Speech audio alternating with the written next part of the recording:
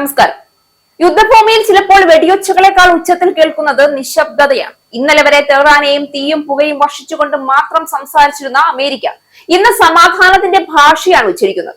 ഒരു കാലത്ത് ഇറാനെ മുട്ടുകുത്തിക്കുമെന്ന രാഷ്ട്രീയ പ്രഖ്യാപനങ്ങൾ നടത്തിയിരുന്ന ഡൊണാൾഡ് ട്രംപ് ഇപ്പോൾ ഇസ്രയേലിനോട് പോലും ജാഗ്രത പാലിക്കൂ എന്ന് മുന്നറിയിപ്പ് നൽകുകയാണ്. ചോദ്യം ഒന്ന് മാത്രം, ട്രംപ് മാറിയോ അതോ സാഹചര്യങ്ങളാണോ ട്രംപിനെ മാറ്റിയത്? ഇറാനുമായുള്ള സംഘർഷം തുടരുന്നതിനിടെ US പ്രസിഡന്റ് ഡൊണാൾഡ് ട്രംപിന്റെ നിലപാടുമാറ്റം ചർച്ചയാവുകയാണ്. കീഴടങ്ങാതെ ഇറാന് മറ്റു മാർഗമില്ല എന്നായിരുന്നു മാർച്ച് 6-ന് ട്രംപ് പറഞ്ഞത്. പരമോന്നത നേതാവായിരുന്ന ആയത്തുള്ള ഖമേനിയുടെ പിൻഗാമിയെ അമേരിക്ക തിരഞ്ഞെടുക്കുമെന്നും പ്രഖ്യാപിച്ചു. എന്നാൽ യുദ്ധം അവസാനിപ്പിക്കാൻ ഇറാനുമായി US ഉണ്ടാക്കുന്ന ഏതൊരു കരാറും അംഗീകരിക്കുകയല്ലാതെ ഇസ്രായേൽ പ്രധാനമന്ത്രിക്ക് വേറെ വഴിയില്ല എന്നാണ് ട്രംപ് ഇന്ന് മാധ്യമങ്ങളോട് പറഞ്ഞത്. അതേസമയം ട്രംപിന്റെ ഈ നിലപാട് മാറ്റത്തിന് പിന്നിൽ എന്ത് എന്ന ചോദ്യമാണ് എല്ലായിടവും ഉയരുന്നത്.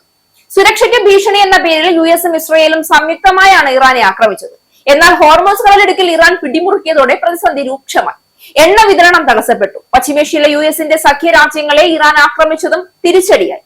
യുദ്ധം അവസാനിപ്പിക്കാൻ സമ്മർദ്ദമേറിയതോടെ സമാധാന കരാറിനായുള്ള ചർച്ചകൾക്കായി ട്രംപ് വെടിനിർത്തൽ പ്രഖ്യാപിച്ചു. ഇസ്രയേൽ ലബനനിൽ നടത്തുന്ന ആക്രമണങ്ങൾ ചർച്ചയ്ക്ക് തടസ്സമായി. ആക്രമണം അവസാനിപ്പിക്കാൻ ഇസ്രയേലിനോട് US നിർദ്ദേശിച്ചുവെങ്കിലും അവർ മുഖവിലക്കെടുത്തില്ല. ഇതോടെ ഇറാൻ ഇസ്രയേലിനെ വീണ്ടും ആക്രമിച്ചു. തിരിച്ചടിക്കരുതെന്ന US നിർദ്ദേശത്തെ അവഗണിച്ച് ഇസ്രയേലും ഇറാനെ ആക്രമിച്ചു. യുദ്ധം അവസാനിപ്പിക്കാൻ ശ്രമിക്കുന്ന ട്രംപിന് ഇത് തിരിച്ചടിയായി.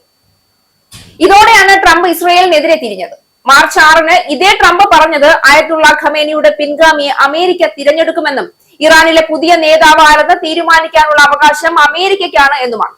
കൂടാതെ ഇറാനുമായി ഇനി ചർച്ചയ്ക്കില്ല എന്നും നിരപാധികം കീഴടങ്ങുകയല്ലാതെ അവർക്ക് വേറെ വഴിയില്ല എന്നും ട്രംപ് പറഞ്ഞു വെച്ചിരുന്നു.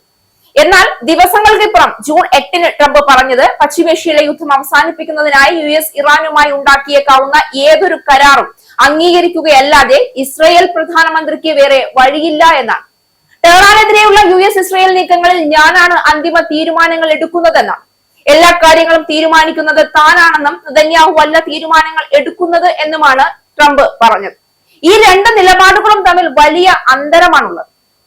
ഇറാൻ വിഷയത്തിൽ ട്രംപിന്റെ സമീപനത്തിൽ സമീപകാലത്തുണ്ടായ മാറ്റം വെറും നയതന്ത്ര നീക്കമല്ല, അത് യാഥാർത്ഥ്യത്തിന്റെ സമ്മർദ്ദങ്ങൾക്ക് മുന്നിലുള്ള രാഷ്ട്രീയ കണക്കുകൂട്ടലാണ്.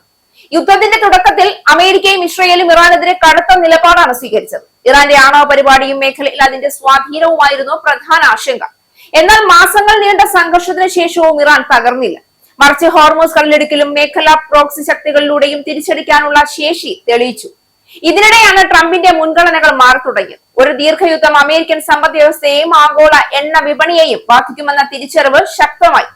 കൂടാതെ യുദ്ധം വ്യാപിച്ചാൽ അമേരിക്ക വീണ്ടും പശ്ചിമേഷ്യൻ ചതുപ്പിൽ കുടുങ്ങുമെന്ന ആശങ്കയും ഉയർന്നു. അതുകൊണ്ടാണ് ഇപ്പോൾ ട്രംപ് വെടിനിർത്തലിനും ചർച്ചകൾക്കും പ്രാധാന്യം നൽകുന്നത്.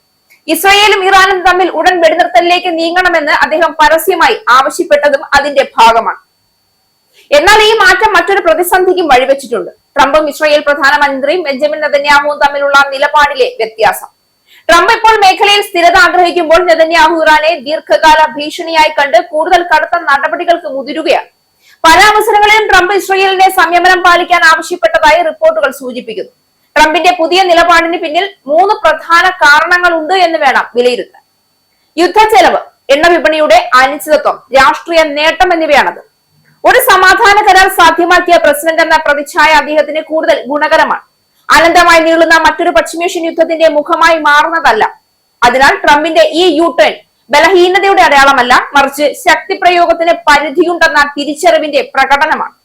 ടെഹ്റാനെ കീഴടക്കുക എളുപ്പമാണെന്ന് കരുതിയ രാഷ്ട്രീയ ഭാഷ ഇന്ന് ചർച്ചകളുടെ മേശയിലേക്ക് മടങ്ങിയെത്തിയിരിക്കുന്നു. ചരിത്രം പലവട്ടം തെളിയിച്ച ഒരു സത്യമുണ്ട്: ചില യുദ്ധങ്ങൾ ജയിക്കുന്നത് ബോംബുകൾ കൊണ്ടല്ല, സംസാരിക്കാൻ തയ്യാറാകുന്ന നിലപാട് കൊണ്ടാണ്.